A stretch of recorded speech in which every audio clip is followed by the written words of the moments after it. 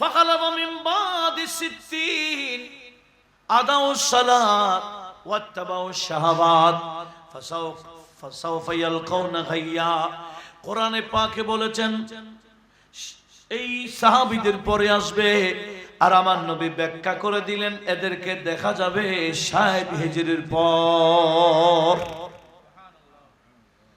যাদের কথা আমার আল্লাহ কোরআনে বলেছেন এরা নামাজ বরবাদ করবে, মন গড়া চলবে, এদের ঠিকানা জাহান্নাম, এদেরকে দেখা যাবে কয় হিজরির পর?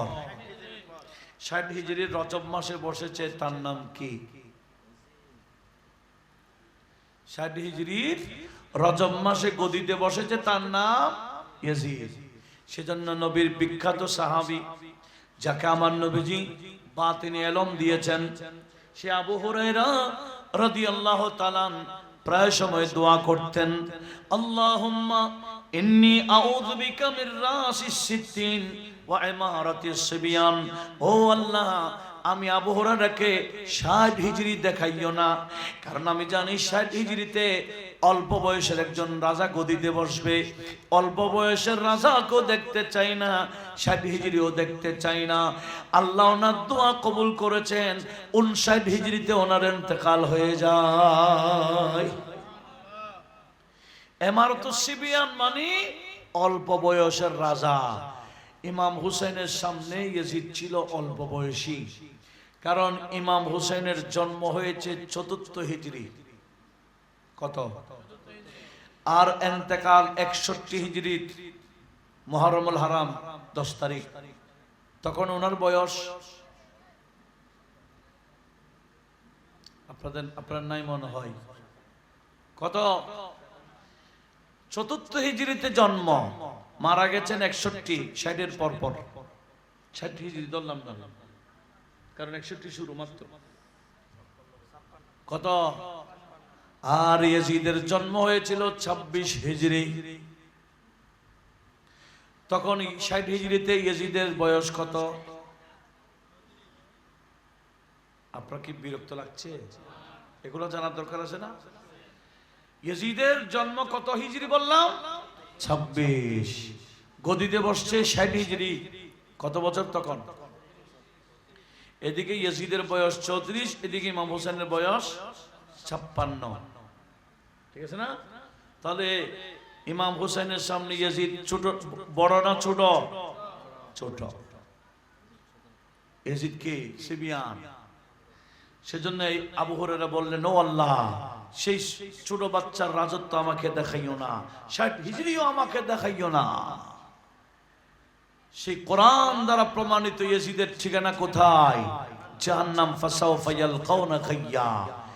ইয়াজিদ এবং কিয়ামত পর্যন্ত যত ইয়াজিদি, এদের ঠিকানা কোথায়? জাহান্নাম। একজন ইয়াজিদিদের একটা সিজদা আল্লাহর দরবারে কবুল হবে না।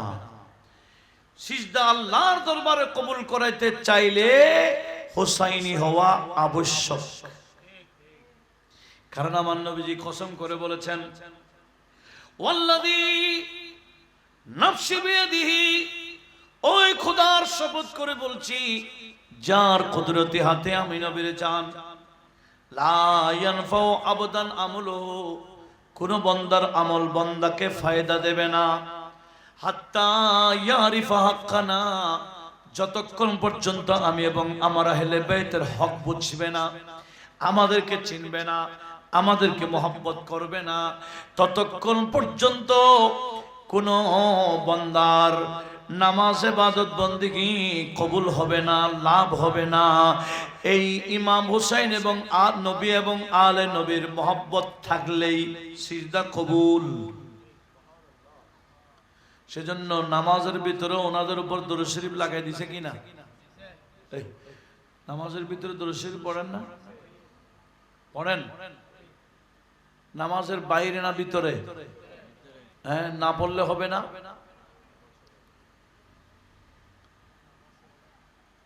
দরুদ শরীফ না পড়লে নামাজ হয়? কেন হবে না? এটা তো সুন্নাহ, এটা তো ওয়াজিব না ফরজ না।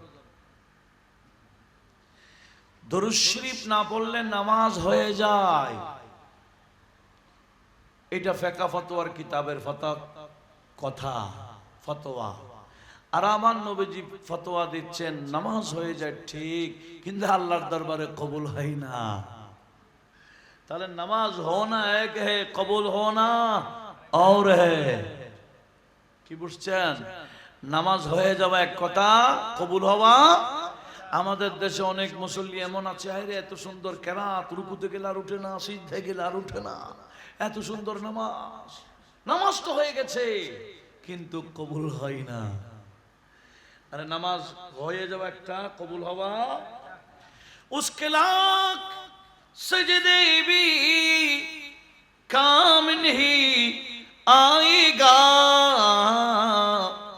अजमत मोहम्मद से, अजमत मोहम्मद से क़ल्ब जिसका खाली है, अजमत मोहम्मद से क़ल्ब जिसका खाली है। সালাতুনিয়া। এমন একটা যুগে আমরা আছি যখন ইয়াজিদের তারই প্রশংসা চলছে, কথা বলুন ঠিক না?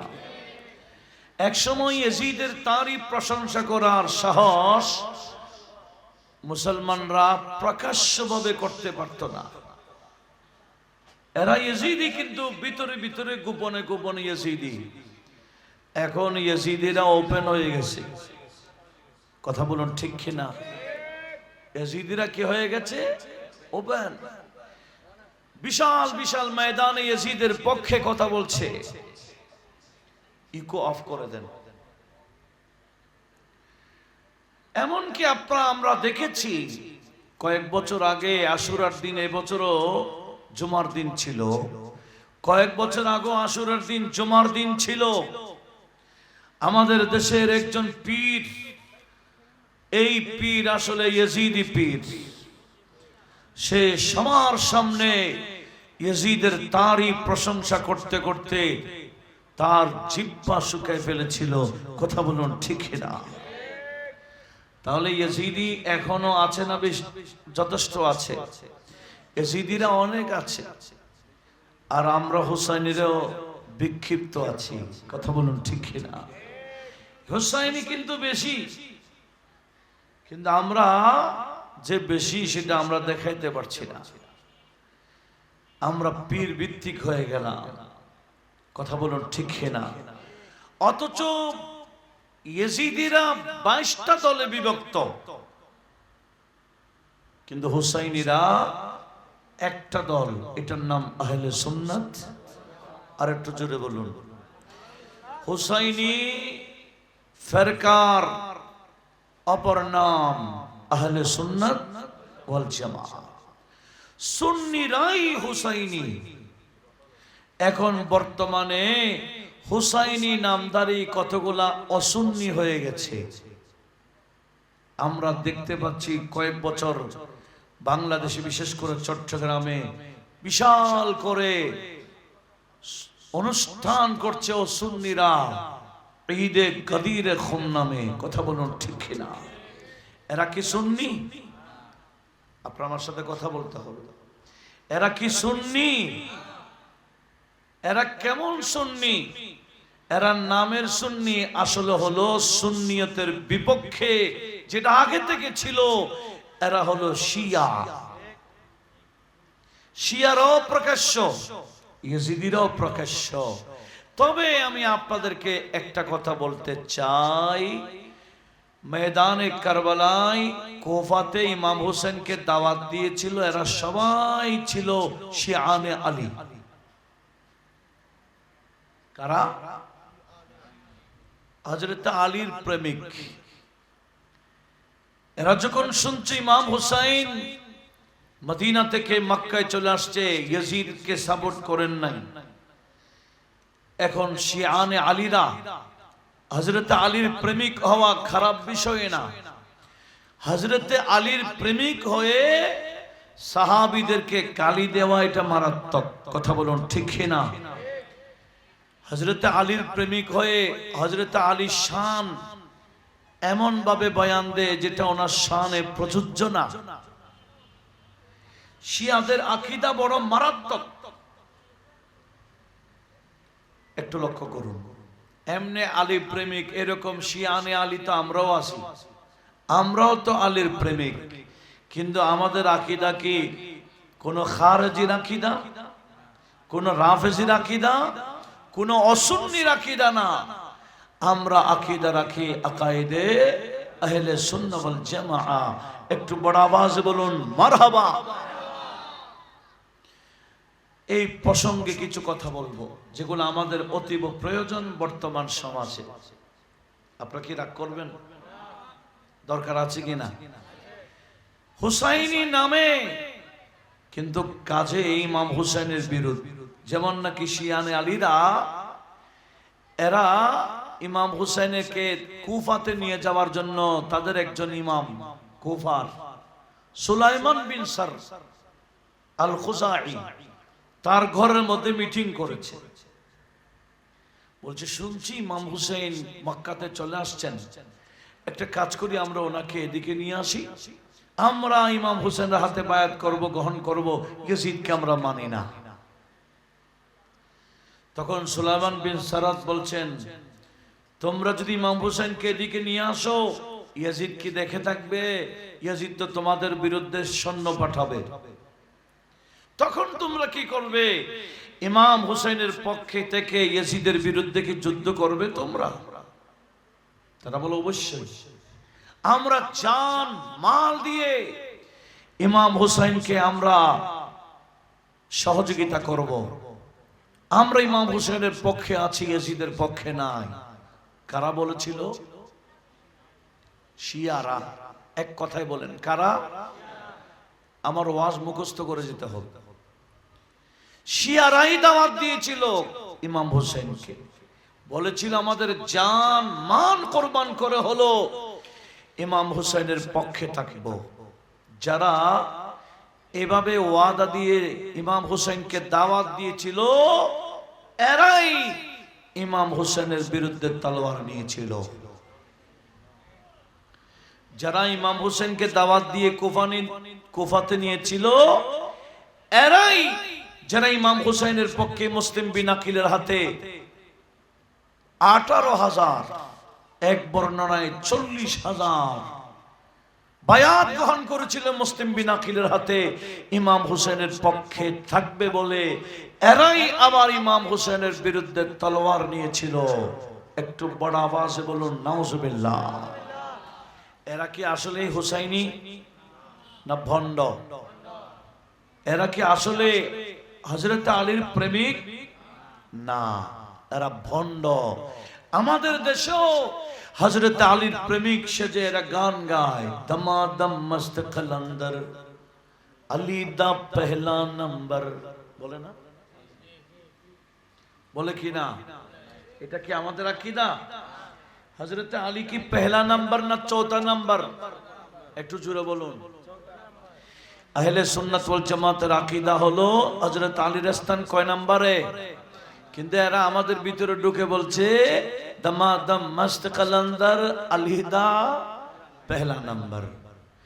আর হযরত আলী বলে এই ধরনের আলী দা পহলা নাম্বার যারা বলে, এদেরকে আমি আলী পাইলে আমি তাদেরকে 80 দুররা দিতাম।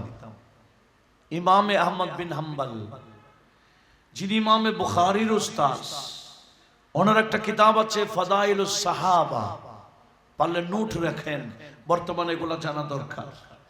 ফাদাইলুস সাহাবার মধ্যেও হযরত মাওলা আলী শের খোদার এই বাণীটা নোট করেছেন। হযরত আলী বললেন মান ফাদ্দালানি আলা আবি বকর ওয়া উমারা, যে ব্যক্তি আমি আলীকে হযরত সিদ্দিক আকবর এবং ফারুক আজমের উপরে স্থান দেই, আমাকে ওনাদের উপরে নিয়ে যায়, আমাকে ওনাদের চেয়ে বড় বলে, এইরকম কোন বান্দাকে পাইলে লা জালাতু হাদ্দাল মুফতারি, আমি ওই ব্যক্তিকে অপবাদ দিলে যেভাবে 80 দুররা দেই, আমি আলী তাদেরকে 80 দুররা দিব। উচ্চ আওয়াজে বলুন নাউজুবিল্লাহ। এই শিয়ারা এরা ইমাম হুসাইনের প্রেমিক বলে, আর এদিকে মাওলা আলী শের খোদাকে 1 নম্বর বলে না, নবীর পরপর স্থান হযরত আলীর ছিল। আবু বকর সিদ্দিক এবং ওমর এনারা জুলুম করেছেন। একটু বড় আওয়াজ বলুন না নাউজুবিল্লাহ। এরও প্রকাশ্য হয়ে গেছে, দুনো দল প্রকাশ্য, এজিদিরও প্রকাশ্য, শিয়ারাও প্রকাশ্য। আহলে সুন্নাত ওয়াল জামাত এখনো আছেন। সেজন্য শিয়াদের উপর মাওলা আলী শের খোদার হাত নয়, বেলায়েতের হাত আমাদের উপর। মাওলা আলীর বেলায়েতের হাত আমাদের উপর, বলেন না কাদের উপর? কেন? আমরা মাওলা আলীকে মহব্বত করি, ওনার আওলাদদেরকে মহব্বত করি, পাশাপাশি যার স্থান যেরকম সেরকম দিই। কথা বলুন। সেজন্য এক আশেক বলে, আমাদেরকে কেউ ধ্বংস করতে আসতে চাইলে তারা নিজেরাই ধ্বংস হয়ে যাবে। কেন? বলে আমাদের মাথায় মাওলা আলীর ভেলায়েতের হাত রয়েছে। একটু বলুন মারহাবা। মিট जाएगा जो आएगा हमको मिठाने, मिट जाएगा जो आएगा हमको मिठाने, सर पर हमारे सायाए मौलाए आली है, मौलाए आली है। बोलें ना मौलाए आली है। একটু সবাই পারবেন না? মৌলায়ে আলী है, मौलाए आली है।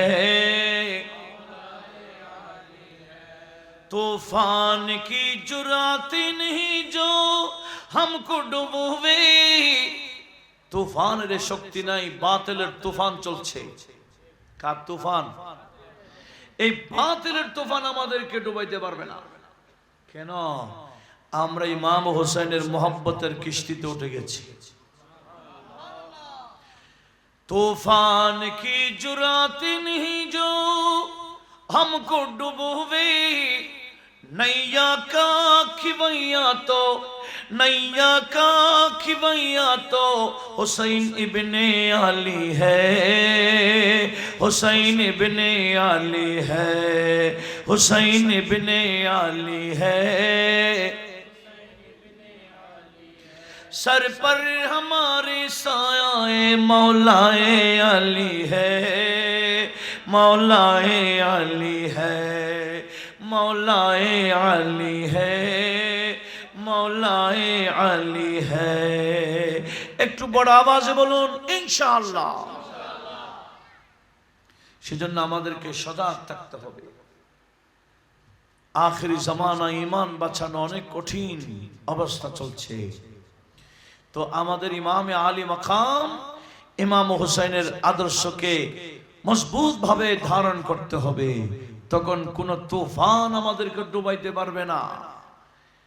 এই নৌকায় কিস্তি সোজা জান্নাতের মধ্যে ঢুকবে, বলুন ইনশাআল্লাহ। সেজন্য বিষয়গুলা আমাদেরকে স্মরণ রাখতে হবে, অপরকে বোঝাইতে হবে। আবার বলি তো, ইমাম হোসেনকে দাওয়াত দিয়েছে কারা? আর একটু জোরে বলুন। আবার তলোয়ার নিয়েছিল কারা? এশিয়ারা। কিসের জন্য? দুনিয়ার জন্য, গদির জন্য। এমনকি ময়দানে কারবালায় যিনি এজিদের পক্ষে সেনাপতি ছিল, যার নাম আমর বিন সাদ ইবনে আবি ওয়াক্কাস, আমার নবীজি যেই 10 জনকে জান্নাতের টিকিট দিয়েছিলেন, ওনাদের মধ্যে একজন সাদ বিন আবি ওয়াক্কাস রাদিয়াল্লাহু তাআলা, ওনার ছেলের নাম আমর। আপনারা জানেন ইমাম হোসেন যখন ময়দানে কারবালায় পৌঁছেছিল, ইয়েজিদি সৈন্যরা ইমাম হোসেনকে ঘেরাও করে ফেলেছিল। তখন ওই সৈন্যদের 1000 সৈন্যদের সেনাপতি ছিল হুর বিন ইয়াজিদ আর-রায়াহি। সে ঘেরাও করে ফেলেছে, বলছে আমাদেরকে হুকুমত থেকে পৌঁছানো হয়েছে, আপনি আসছেন, কোথাও যেতে পারবেন না। তখন ইমাম হুসাইন ব্যাগ থেকে ওই চিঠিগুলা বের করলেন, কোন কোন গোত্র থেকে চিঠি দেওয়া হয়েছিল সব খুলে খুলে বললেন, আমি তো আসি নাই, তোমরা আমাকে দাওয়াত দিয়েছো বিদায় আসছি। আমি এখানে কোনো যুদ্ধের জন্য আসি নাই, আমি তোমাদের দাওয়াতে আসছি। এরা বলে, না, আপনাকে এখানে থাকতে হবে, কোথাও যেতে পারবেন না, অবশ্যই ইয়াজিদের হাতে বায়াত গ্রহণ করতেই হবে। ইমাম হোসেন বলেন, না, আমার জান কুরবান হয়ে যেতে পারে, আমি শহীদ হয়ে যেতে পারি, আমার মাথা কেটে নিয়ে যেতে পারবে, কিন্তু এরপরও ইয়াজিদের হাতে আমার হাত যাবে না, কারণ ইয়াজিদকে আমি ভালো করে চিনি। ইয়াজিদ ভালো না খারাপ? কম খারাপ না বেশি খারাপ? মদিনা থেকে একটা দল গিয়েছিল, কোত্থেকে? মদিনা থেকে দামেস্কে গিয়েছিল ইয়াজিদের কাছে। এরা মদিনাতে এসে বলছেন, আয় মদিনাবাসী, জিনা মিন ইনদা রাজুলিন লাইসা লাহু দ্বীন, আমরা এমন বান্দার কাছ থেকে আসছি, সচক্ষে দেখে আসছি, যার কাছে কোনো দিন নাই। ইয়াজিদের কাছে কোনো দিন, আমরা সচক্ষে দেখেছি নামাজের কখন টাইম আছে, কখন চলে যায়, ইয়াজিদের কোনো খবর ছিল না। আমরা দেখেছি ইয়াজিদ যিনি নর্তকে নিয়ে নাচে, গান বাজনা নিয়ে পড়ে থাকে, শরাব পান করে। ইয়াজিদের কাছে দিন ধর্ম বলতে কিছুই নাই, বিদায় আমরা আগে চিনি নাই, বুঝি নাই, ইয়াজিদের বায়াতকে গ্রহণ করেছিলাম। আমরা ফিরে এসে বললাম, ইয়াজিদকে এখন আমরা মানি না,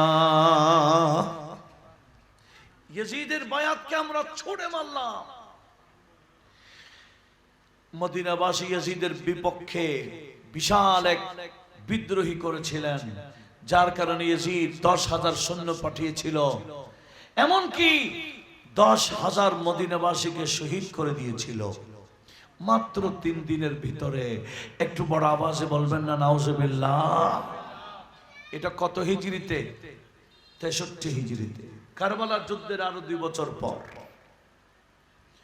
ইয়াজিদ শুধু আওলাদ রাসূলকে শহীদ করেছে তাই না, 10,000 মদিনাবাসীকে মেরেছে। ওই বছর 1,000 মহিলাদের থেকে বাচ্চা হয়েছিল বিয়ে ছাড়া। নাউজুবিল্লাহ বলবেন না? ওই বছর মহিলা কয়জন বললাম? 1,000 নারী বাচ্চা প্রসব করেছিল, যে নারীদের বিয়ে হয় নাই। কেন? এই ইয়াজিদের সৈন্যরা ধর্ষণ করেছিল। একটু বড় আওয়াজে বলুন না নাউজুবিল্লাহ। এখন ইয়াজিদি গ্রুপের ধর্ষণের ছড়াছড়ি চলেনি, ধর্ষণের প্রতিযোগিতা চলছে না? হ্যাঁ, রাগ করছেন নাকি? কথা বলেন না, না ভয় পাচ্ছেন?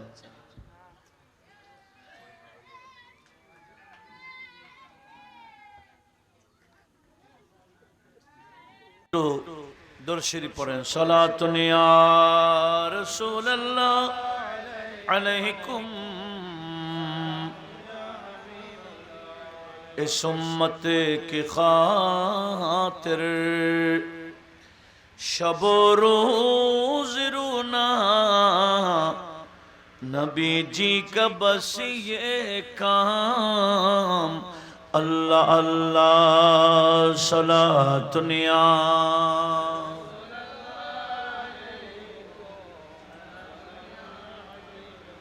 अच्छा, এই নোটটা রাখার দরকার আসেনি? একটু বলেন না, বলেন না। কয় হিজরির কথা বললাম? 63। এই ইয়াজিদিরা মদিনার নারীদেরকে ধ্বংসন করেছিল। ধ্বংসন। কয়জন আওলাদ হয়েছিল? অবৈধভাবে 1,000 সন্তান প্রসব করেছিল। বড় আওয়াজে বলুন না নাউজুবিল্লাহ। এটা কি তাদের নতুন ইতিহাস?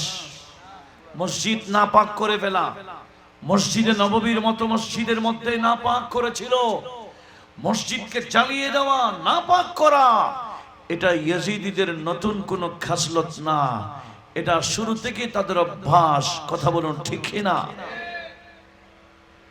ইয়েজিদিরা গদির লোভে যা ইচ্ছা তা করতে পারে। কিসের লোভে? আমি যে কথাটা বলতে চাচ্ছিলাম, ইয়েজিদি চিনাই তো বর্তমানে কারা ইয়েজিদি, নাম যেটাই হোক, কারা ইয়েজিদি আমি আপনাদের সামনে একটু পরিচয় করাইতে চাই। আপনারা কি রাগ করবেন? লক্ষ্য করুন, ওই যে আমর বিন সাদ, এক সাহাবী যাকে আমার নবীজি জান্নাতের টিকিট দিয়েছেন, ওনার ছেলে। এখন হুর বিন ইয়াজিদ ইমাম হুসাইনের বক্তব্য শোনার পরে ইমাম হুসাইনের মহব্বত হুর বিন ইয়াজিদের অন্তরে এসে গেল। উনি একা একা গিয়ে বলছিলেন, ইমাম, আপনার বিরুদ্ধে আমি যুদ্ধ করতে পারবো না, আপনাকে আমি অ্যারেস্ট করে ধরে রাখতে পারবো না, আমাকে মেরে ফেললে মেরে ফেলুক, আজকের রাতে রাতে আপনি চলে যান। এভাবে 3 রাত সুযোগ দিয়েছিলেন ইমাম হোসেনকে হুর বিন ইয়াজিদ সেনাপতি। কিন্তু নসিব, ইমাম হোসেন 3 রাত ঘুরে ঘুরে যেখান থেকে রওনা আবার সেখানে এসে পৌঁছে যেতেন ফজরে ফজরে।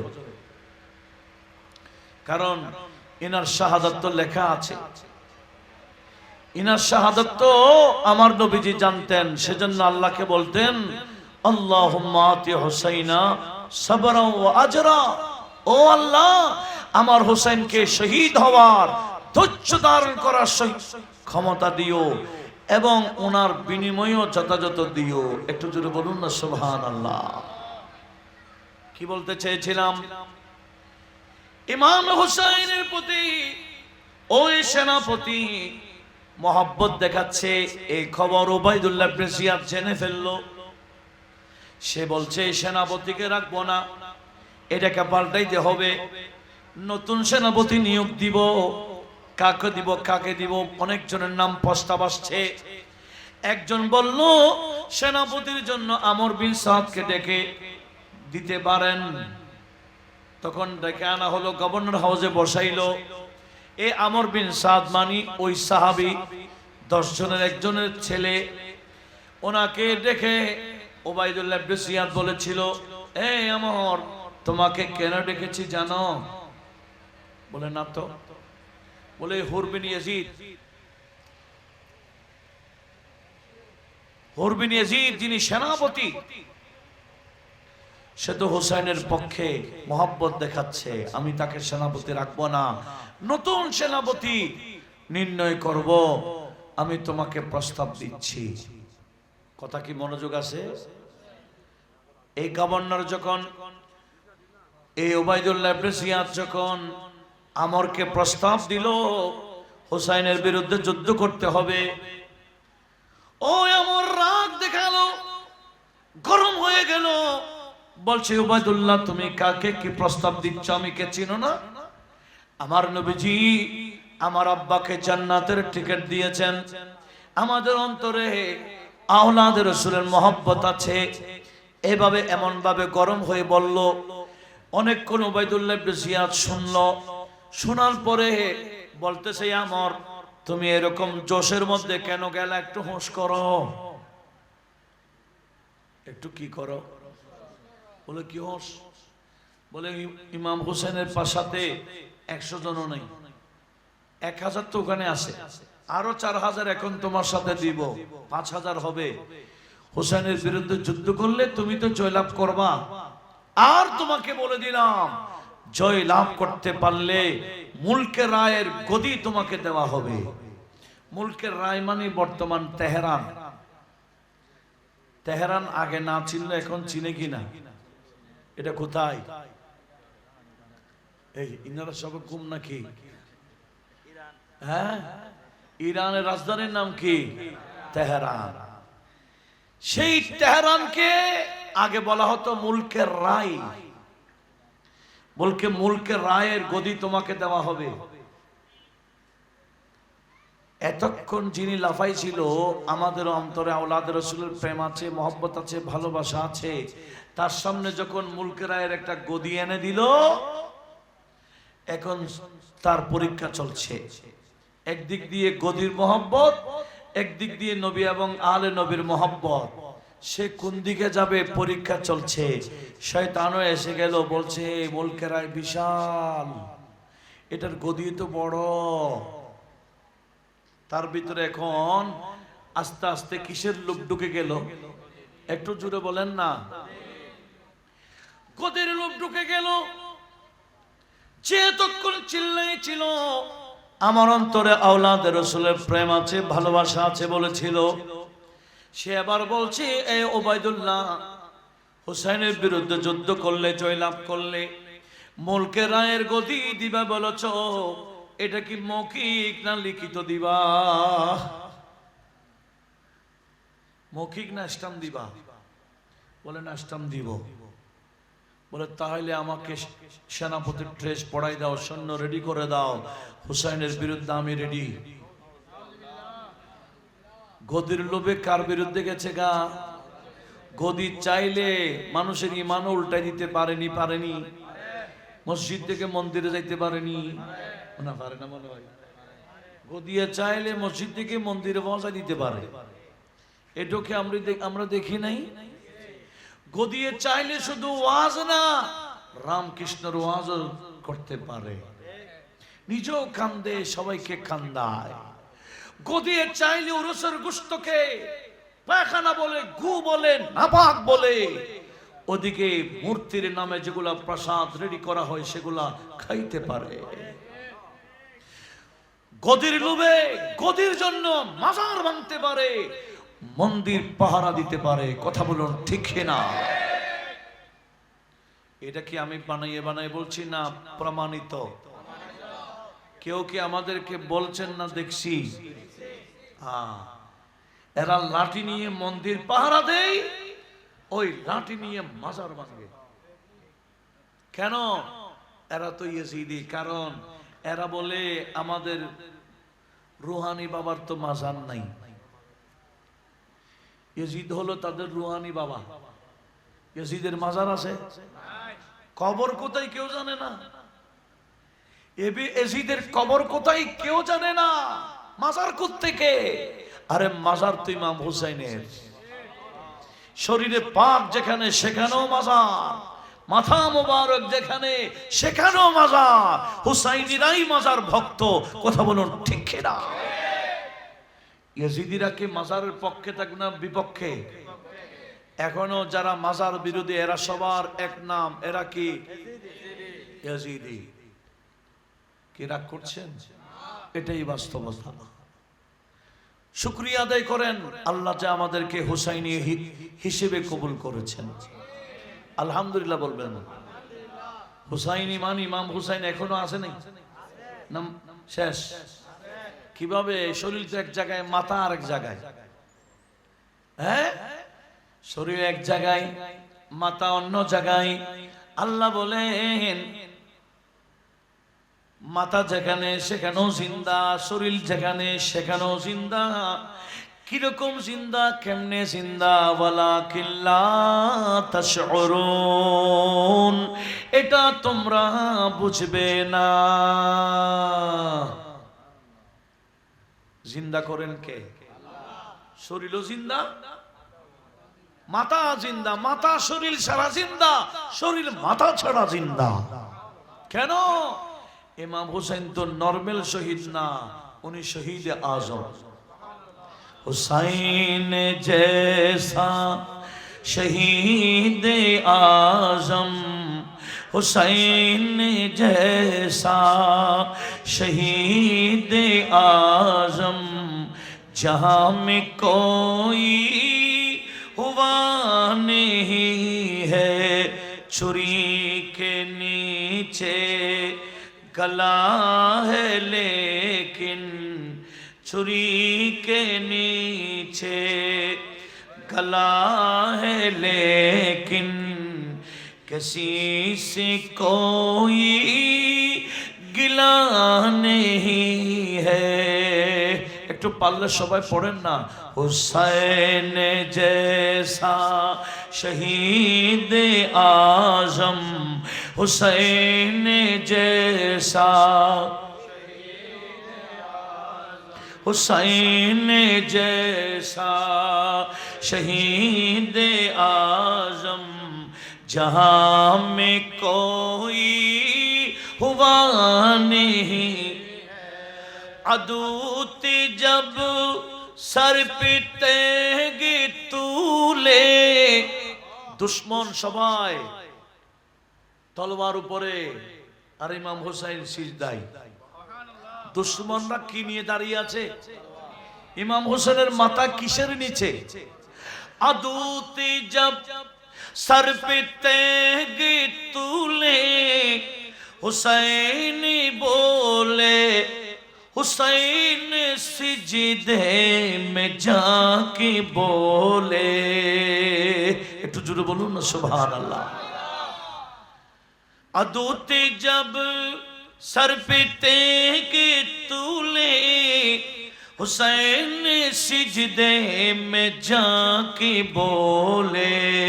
एक कोफा वालों गवाह रहना, एक कोफा वालों गवाह रहना, नमाज मेरी क़ज़ा नहीं है, नमाज मेरी क़ज़ा नहीं है।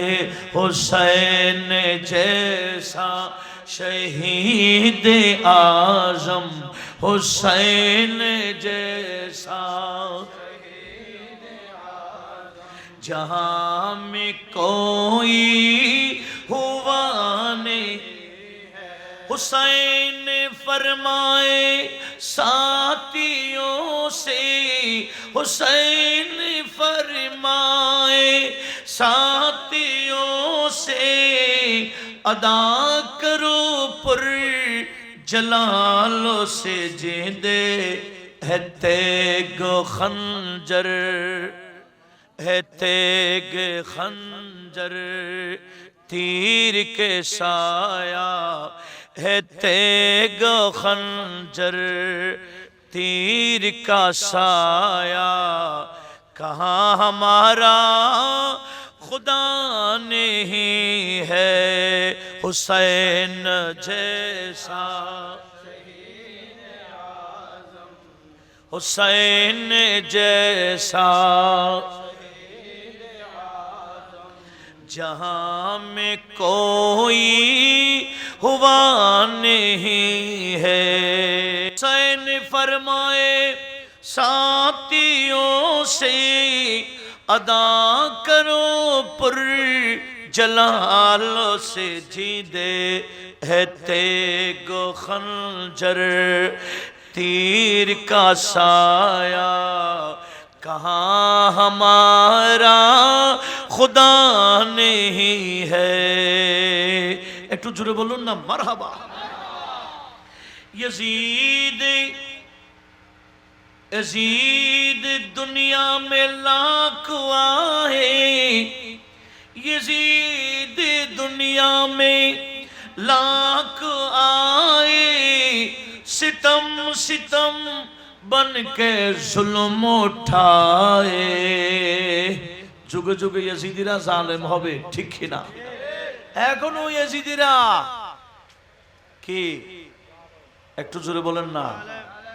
ইমাম হুসাইন মজলুম ছিলেন, হুসাইনিরা যুগে যুগে মজলুম, এখনো হুসাইনিরা মজলুম। কথা বলুন ঠিক কি না? ইয়াজিদিরা কি, আর একটু জোরে বলুন। এরা যুগে যুগে জালেম জুলুম করে। এদের জুলুম শুরু হয়েছে ময়দানে কারবালা থেকে। যুগে যুগে ইয়াজিদিদেরকে আমার আল্লাহ জালেম হিসেবে রাখে, হুসাইনিরা মজলুম। কথা বলুন ঠিক কি না?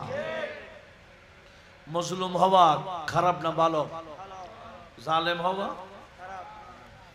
খারাপ। আসুন আমি যে কথাটা বলতে চেয়েছিলাম, ইমামে হুসাইন ওনার বিরুদ্ধে তলোয়ার নেওয়ার জন্য রেডি হয়েছে কে? আমর বিন সাদ। কেন? কিসের লোভে? আর একটু জোরে বলুন। আমাদের দেশেও গদির লোভে সব করতে রাজি ছিল কিনা? বলে এমাদুদ্দিন, একামতুদ্দিন না এমাদুদ্দিনইরা, হাকিমউদ্দিন, এটা ফেলে দাও। বলে ঠিক আছে, আর কি করতে হবে?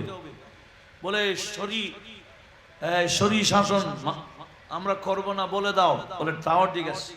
মহিলাদের পর্দার ভিতরে একেবারে বাধ্য করব না এটা বলে দাও, বলে তাও ঠিক আছে। ইসলাম সব বরবাদ করতে রাজি, শুধু গদি দরকার, গদি। কথা বলুন ঠিক না? এই খাসলত কার? আর একটু জোরে বলুন। ইয়াজিদ এবং ইয়াজিদিরা এগুলা করেছিল, আওলাদ রাসূলের উপর জুলুম করেছে, মদিনাবাসীর উপর জুলুম করেছে, মক্কাবাসীর উপর জুলুম করেছে।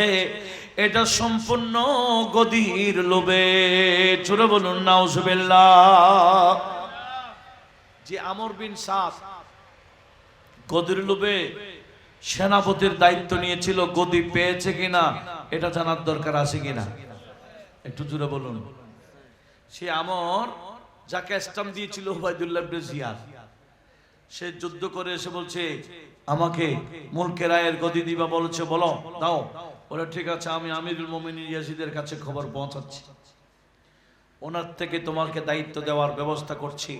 এ করছি বলে 5 বছর শেষ। স্টাম্প নিয়ে ঘুরছে ক বছর, গদি পাই না। ওই 5 বছর পর মুখতার সকফি গদিতে বসে গেল, ক্ষমতা মুখতার সকফির এসে গেল। মাত্র 5 বছর পর সে গদিতে বসে একটা ভাষণ দিয়েছিল। আজ থেকে 5 বছর আগে 61 হিজরিতে ময়দানে কারবালায় যারা ইমাম হুসেনের বিরুদ্ধে অবস্থান নিয়েছিল, আমি মুখতার সকফির হাত থেকে একজনও রেহাই পাবে না। বলে ইয়েজিদিদেরকে ধরো। একদিনে 257 জন ইয়েজিদিকে অ্যারেস্ট করা হয়েছে। কদিন? কয়জন? মুখতার সকফি বলে এদেরকে আনো। সৈন্য রাগাই দিল, মাঠের মধ্যে লাইন কাতার করে ইয়েজিদিদেরকে তীর মেরে মেরে দুনিয়া থেকে জান্নাতে না জাহান্নামে। ইয়েজিদিদের ঠিকানা কি জান্নাত না জাহান্নাম? জান্নাতে যাবে হুসাইনিরা। কথা বলুন ঠিক কিনা? ইমাম হুসাইন জান্নাতের সরদার, আর ইয়েজিদ যে জাহান্নামে যাবে এবং ইয়েজিদিরা জাহান্নামে যাবে, এটা কোরআন শরীফে আছে। কোথায় আছে? আমাদেরকে এই নোটগুলা রাখার দরকার আছে কিনা? কোরআনে পাক সূরা মারইয়াম, বিশেষ করে আমার ইয়ং জেনারেশন ভাইরা একটু নোট করুন। সূরা মারইয়াম আয়াত নম্বর 59, সেখানে কি আছে? আমার আল্লাহ বলেন ফাখালাফা মিন বাদিহিম খালফুন আদাউস সালাতা ওয়াত্তাবাউশ শাহাওয়াতি ফাসাউফা ইয়ালকাউনা গাইয়া। রব্বুল আলামিন বলেন আমার বন্ধুর পরে, সাহাবীদের পরে এমন কিছু মানুষ আসবে, 1 নম্বরে এদের কাজ হবে আদাউস সালাত, এরা নামাজ বরবাদ করে ফেলবে। ওয়াত্তাবাউশ শাহাওয়াত, এরা মন গড়া চলবে, শরীয়তের ধার ধারবে না। ফাসাউফা ইয়ালকাউনা গাইয়া, অতি শীঘ্রই তারা গায় নামক জাহান্নামে যাবে। জোরে বলুন নাউজুবিল্লাহ। এটা কোরআন শরীফের আয়াতের তরজমা। সাহাবীদের পরে আসবে, নামাজ বরবাদ করবে, মন গড়ায় চলবে, এদের ঠিকানা গায় নামক জাহান্নাম। কোন শরীফের? কোন সূরা? কয় নাম্বার আয়াত? এখানে কি ইয়াজিদের নাম আছে? হ্যাঁ, না। কিন্তু আমার আল্লাহ যাকে কোরআনের বয়ান শিখাইছে উনি কে? আমাদের নবী। আল্লাহ বলেন আর রহমান আল্লামাল কোরআন খালাকাল ইনসান। তারপরে কি? আল্লামাহুল, ওই ইনসানে কামিলকে আমার আল্লাহ বয়ান শিখিয়েছেন। এই বয়ানের তাফসীর কি? বলে বয়ান মানে ইলম মা কানা ওয়া মা ইয়াকুন। ইলম মা কানা ওয়া মা ইয়াকুন, যা হয়েছিল, যা হবে, সব কিছুর বয়ান আল্লাহ বন্ধু নবীকে শিখাইছেন। সেজন্য আমাদের নবী জানে না এমন কোনো বিষয় নাই। নবীকে শিখাইলেন কে?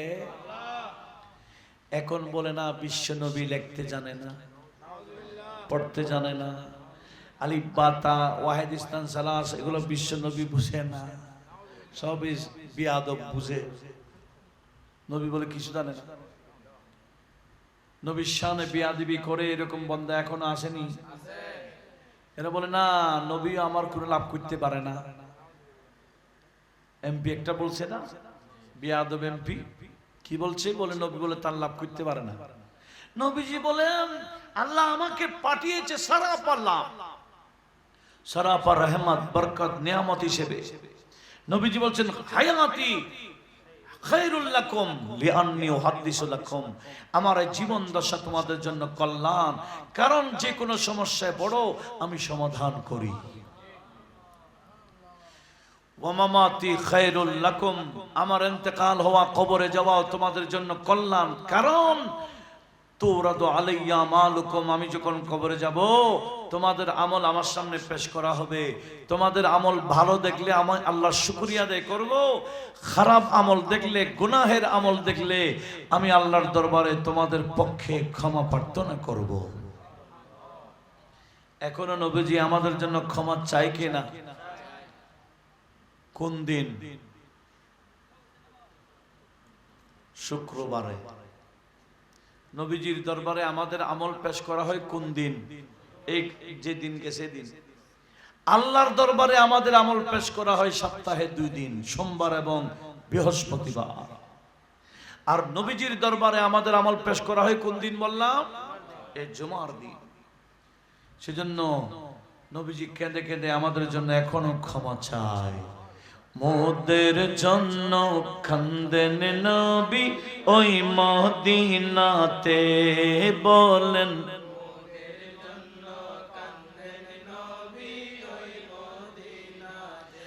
আশিক দিন রাত কান্দে শুধু নবীকে পেতে, আশিক দিন রাত কান্দে শুধু নবীকে পেতে, মোদের জন্য কান্দেন নবী ওই মদিনাতে। হ্যাঁ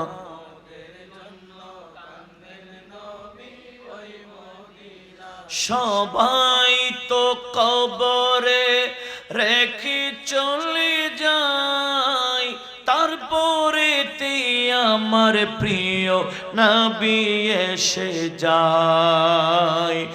আশিকের টেনে নবী, আশিকের টেনে নবী নিবেন বুকেতে, মোদের জন্য কান্দেন নবী ওই মদিনাতে। হ্যাঁ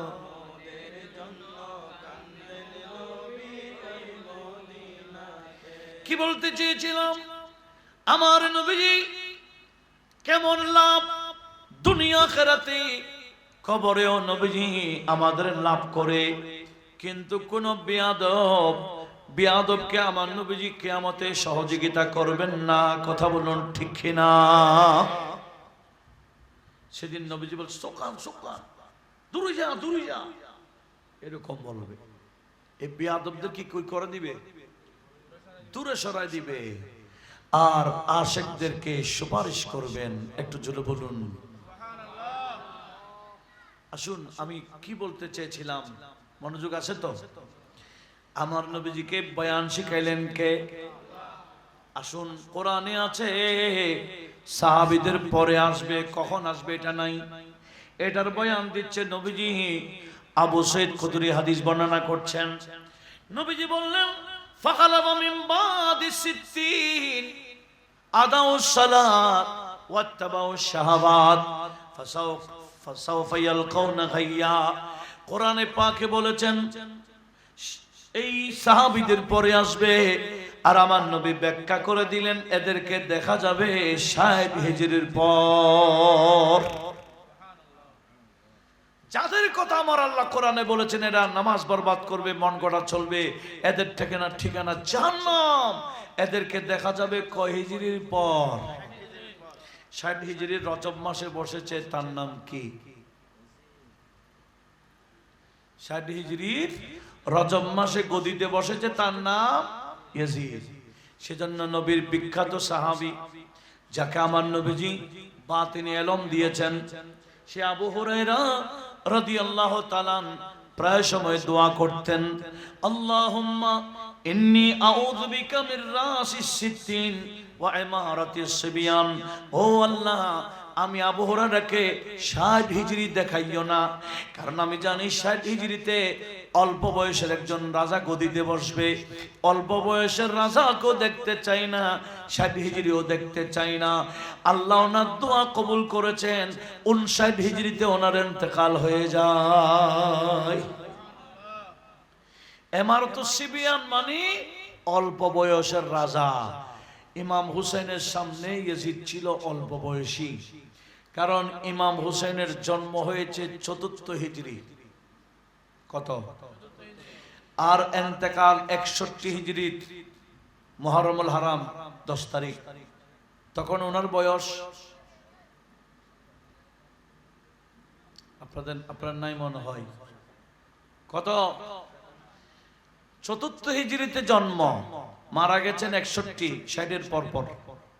60 হিজরি ধরলাম না, কারণ 61 শুরু মাত্র। কত? আর ইয়াজিদের জন্ম হয়েছিল 26 হিজরি। তখন 60 হিজরিতে ইয়াজিদের বয়স কত? আপনার কি বিরক্ত লাগছে? এগুলো জানার দরকার আছে না? ইয়াজিদের জন্ম কত হিজরি বললাম? 26। গদিতে বসছে 60 হিজরি। কত বছর তখন? এদিকে ইয়াজিদের বয়স 34, এদিকে ইমাম হোসেনের বয়স 56। ঠিক আছে না? তাহলে ইমাম হোসেনের সামনে ইয়াজিদ ছোট, বড় না ছোট? ছোট। ইয়াজিদ কে? সিবিয়ান। সেজন্য আবু হুরায়রা বললেন, ও আল্লাহ, সেই ছোট বাচ্চার রাজত্ব আমাকে দেখাইও না, 60 হিজরিও আমাকে দেখাইও না। সেই কোরআন দ্বারা প্রমাণিত ইয়াজিদের ঠিকানা কোথায়? জাহান্নাম। ফাসাউফা ইয়ালকাউনা খাইয়া। ইয়াজিদ এবং কিয়ামত পর্যন্ত যত ইয়াজিদি, এদের ঠিকানা কোথায়? জাহান্নাম। একজন ইয়াজিদিদের একটা সিজদাও আল্লাহর দরবারে কবুল হবে না। সিজদা আল্লাহর দরবারে কবুল করাইতে চাইলে হুসাইনি হওয়া আবশ্যক।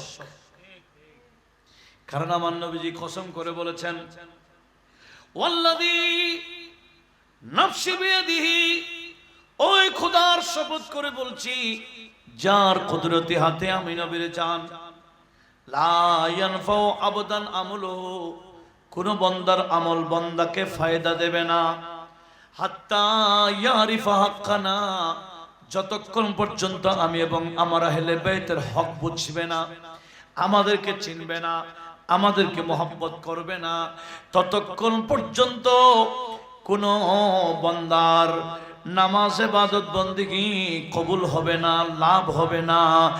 এই ইমাম হুসাইন এবং নবী এবং আলে নবীর মহব্বত থাকলেই সিজদা কবুল। সেজন্য নামাজের ভিতরে ওনাদের উপর দরুদ শরীফ লাগাই দিছে কিনা? নামাজের ভিতরে দরুদ শরীফ পড়েন না? পড়েন। নামাজের বাইরে না ভিতরে? হ্যাঁ, না পড়লে হবে না।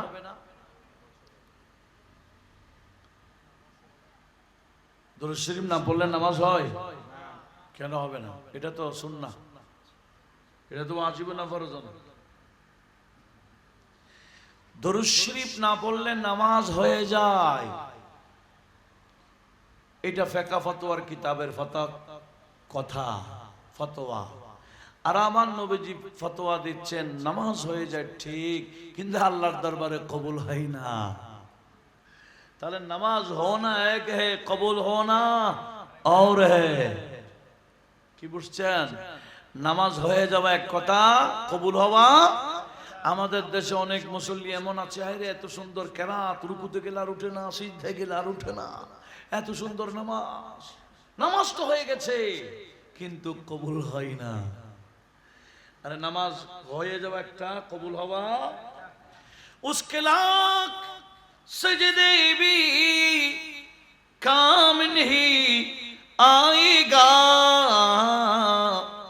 अजमत मोहम्मदी से, अजमत मोहम्मदी से क़ल्ब जिसका खाली है, अजमत मोहम्मदी से क़ल्ब जिसका खाली है। सलातुनिया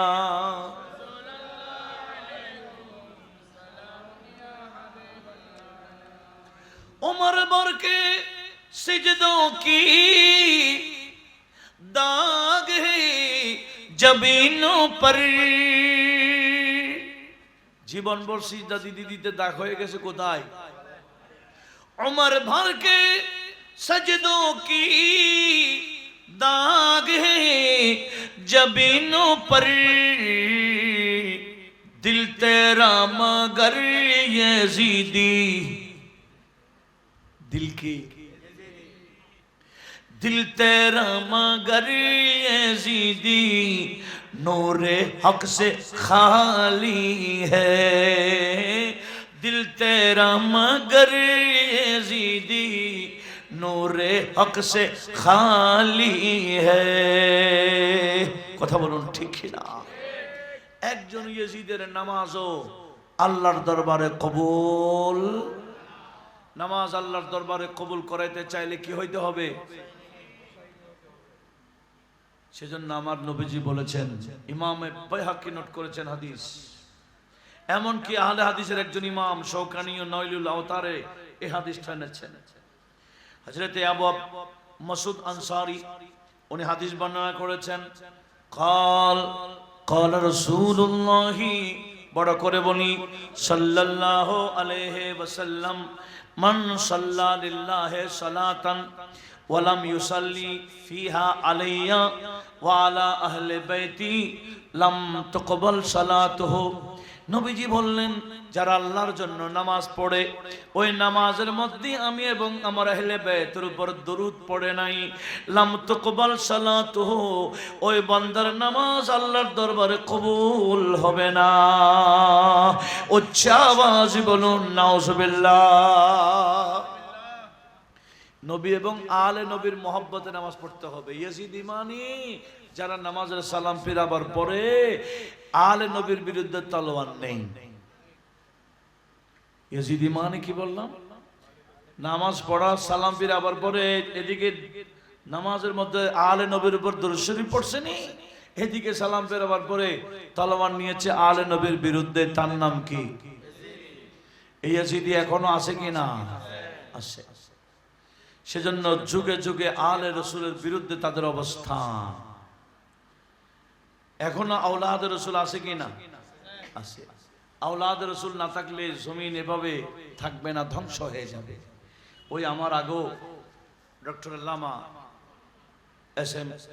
এস এম বুরহানুদ্দিন সাহেব উনি হাদিস তেলাওয়াত করেছেন, নবীজি বলেছেন, ওয়া আহলু বাইতি আমানুল লিআহলিল আরদি, আমার আহলে বাইত এরা জমিনবাসীদের নিরাপত্তার মাধ্যম।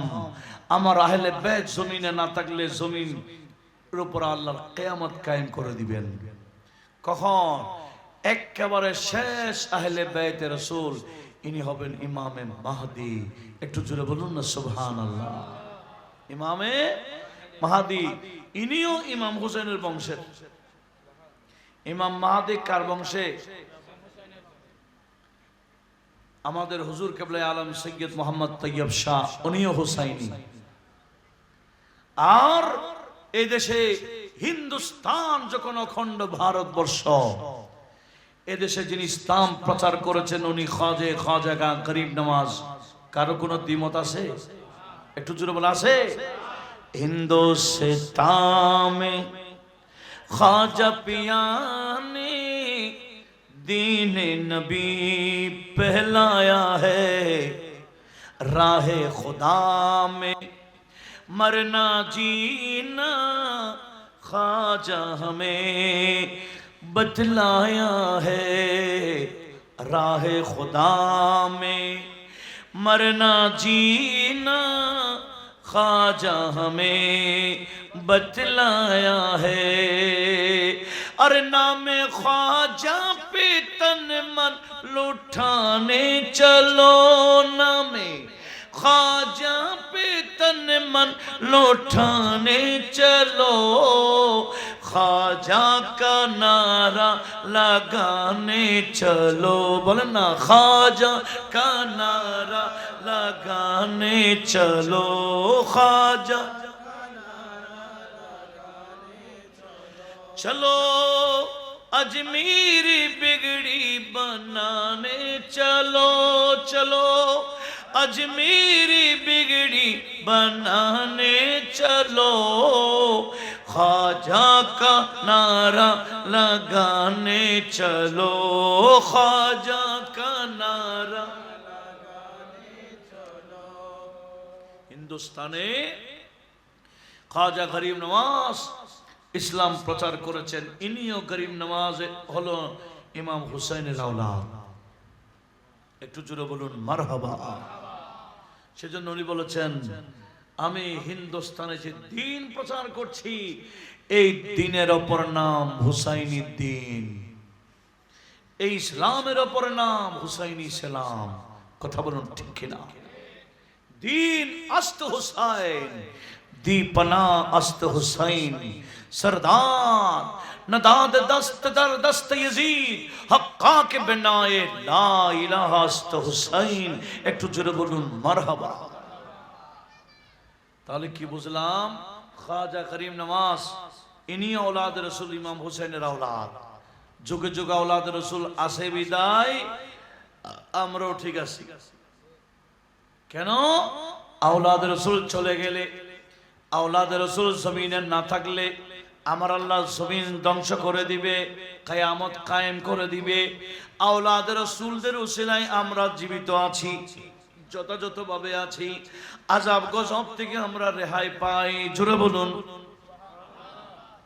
সেজন্য আমরা দেখেছি আরো বেশ কয়েক বছর আগে, করোনার আগে মনে হয় এটা, এই রবিউল আউয়ালের 12 তারিখ 10 নম্বর সিগন্যাল দিয়েছিল, মনে আছে আপনাদের?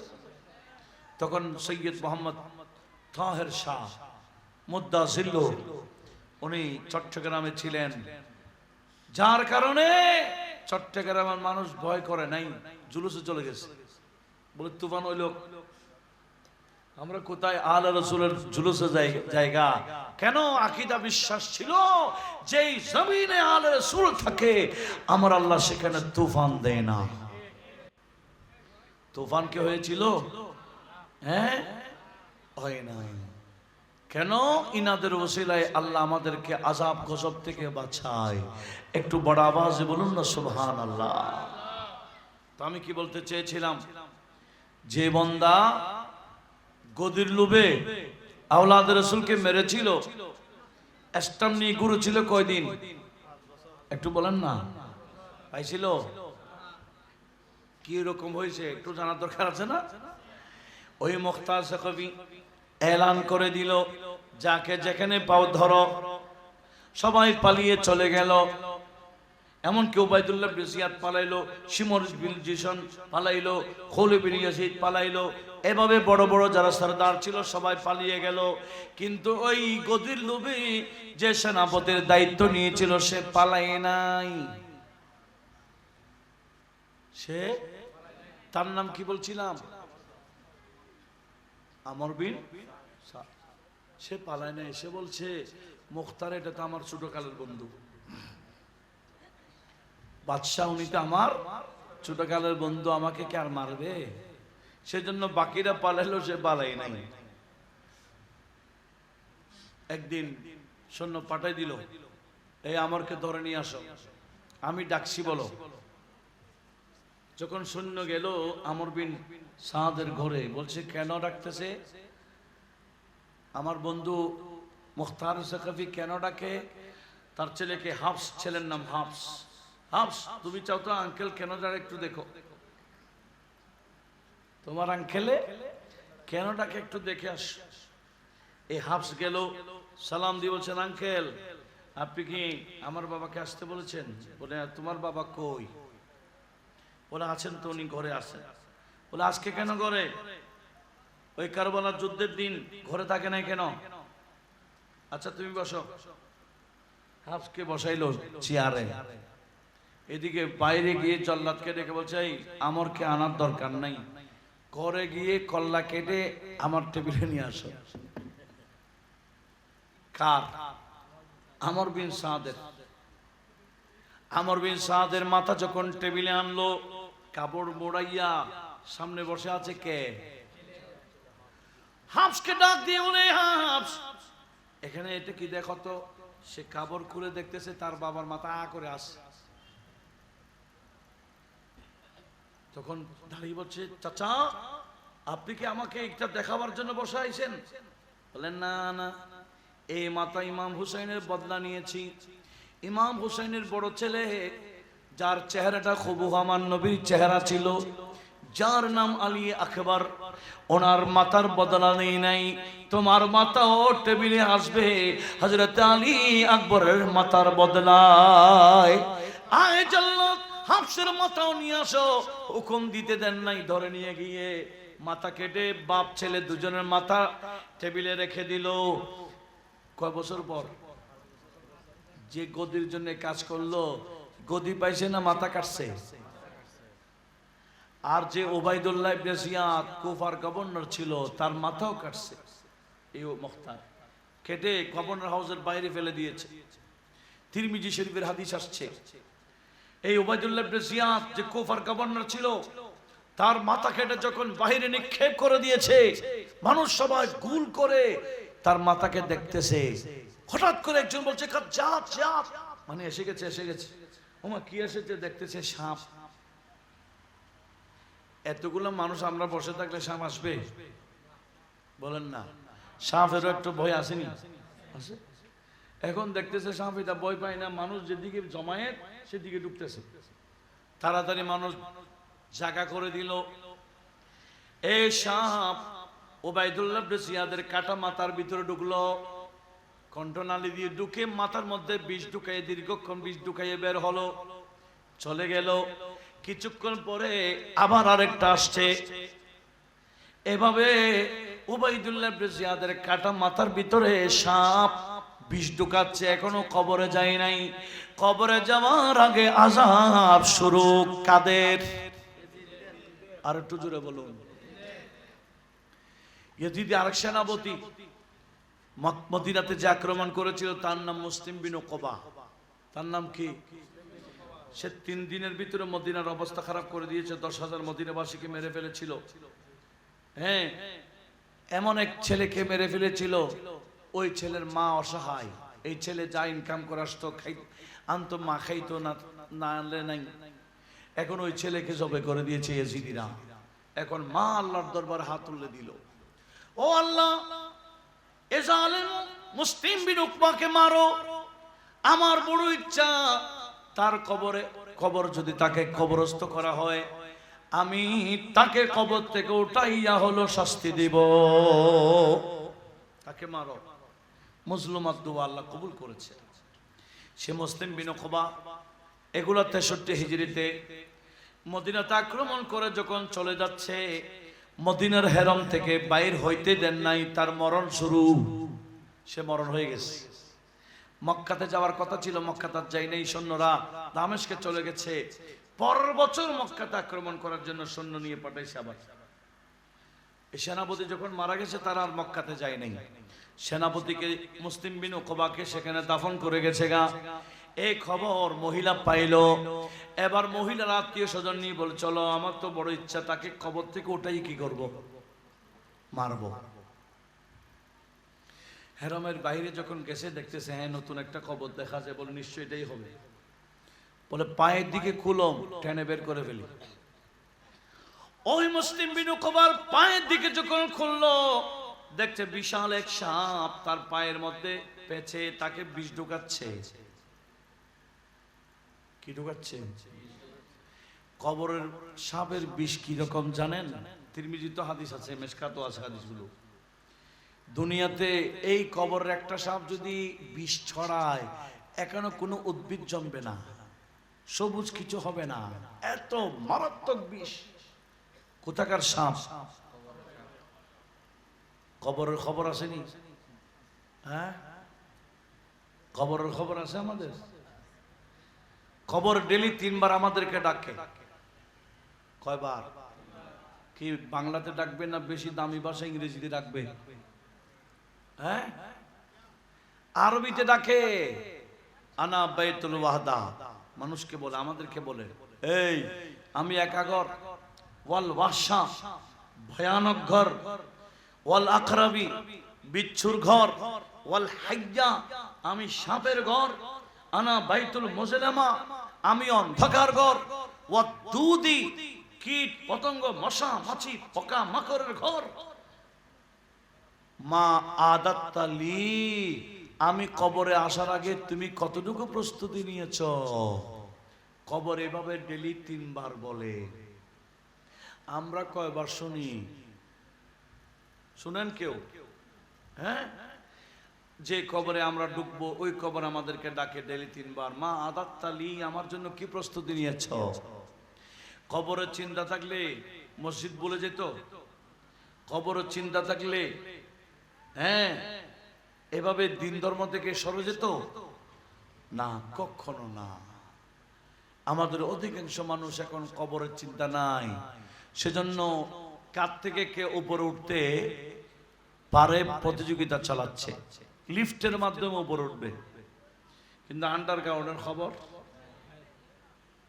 নিচে যাওয়ার খবর আসেনি। কোথায় উঠতেছি? উপরে। আমাদের ঠিকানা উপরে না নিচে?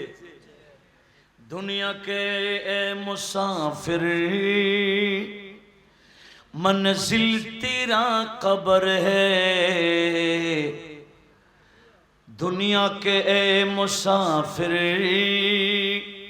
मंजिल तेरी कब्र है, तय कर रहा है जो तो 2 दिन का ये सफर है। একটু জোরে বলি না সুবহান আল্লাহ। महलों में रहने वाले, महलों में रहने वाले मट्ठी में सो रहे हैं। এই মহরাতে বড় বড় বিল্ডিং এর মালিক শুয়ে আছে, এরকম নাই? কোথায় শুয়ে আছে? মাটিতে। महलों में रहने वाले मट्ठी में सो रहे हैं, शाह गदा यहाँ एक साथ सो रहे हैं, एक साथ सो रहे हैं, दोनों हुए बराबर, दोनों हुए बराबर, ये मौत का असर है, तय कर रहा है जो तो 2 दिन का ये सफर है। আল্লাহ আমাদেরকে এই অন্ধকার কবরের স্মরণ রাখার তৌফিক দিক। রাগ করছেন? কবরের কথা বলছি, বলছেন রাগ কইলা? এই কবরে যাইতে হবে কি না? হবে। এমনি গেলে হবে না, প্রস্তুতি নিয়ে গেলে কবর কবর থাকে না, কবর জান্নাতের বাগান হয়ে যায়। সেজন্য আলা হযরত বলেন কবরে গেলে আরাম শুরু। এ রাজা हर काम का एक वक़्त है, ए रज़ा हर काम का एक वक़्त है, ए रज़ा हर काम का एक वक़्त है, एक वक़्त है, एक वक़्त है, दिल में